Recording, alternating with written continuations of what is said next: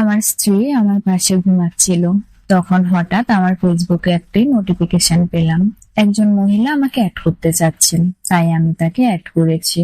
আমি friend request accept করে একটা মেসেজ পাঠিয়েছিলাম, আমরা কি একে অপরকে চিনি? তিনি উত্তর দিয়েছিলেন, আমি জানি আপনি বিবাহিত, কিন্তু আমি এখনো আপনাকে ভালোবাসি। সে অতীতের বন্ধু ছিল। ছবিতে তাকে অনেক সুন্দর লাগছিল। আমি আড্ডা বন্ধ করে আমার স্ত্রীর দিকে তাকালাম।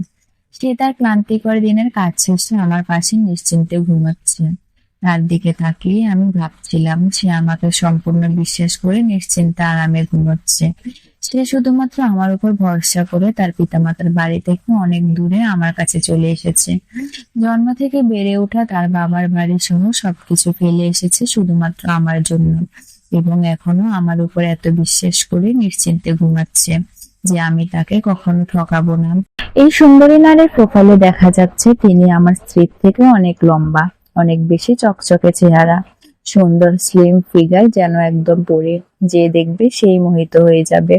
কিন্তু আমার সোনার সংসার, পরিবারের সবাইকে যত্ন করে খাওয়ানো, দেখাশোনা করা একটা শৃঙ্খলা আটকে রেখেছে আমার স্ত্রী। বিয়ের সময় সেও স্লিম ছিল, এখন 2 বাচ্চার মা হয়ে সে মুটিয়ে গেছে। স্লিম পেটে চর্বি জমেছে, চেহারা চকচকে আবানে স্পট পড়েছে। তবুও সে আমার স্ত্রী, আমার আপদে বিপদে সবসময় সে আমার নিত্য সঙ্গী, আমার ভরসা।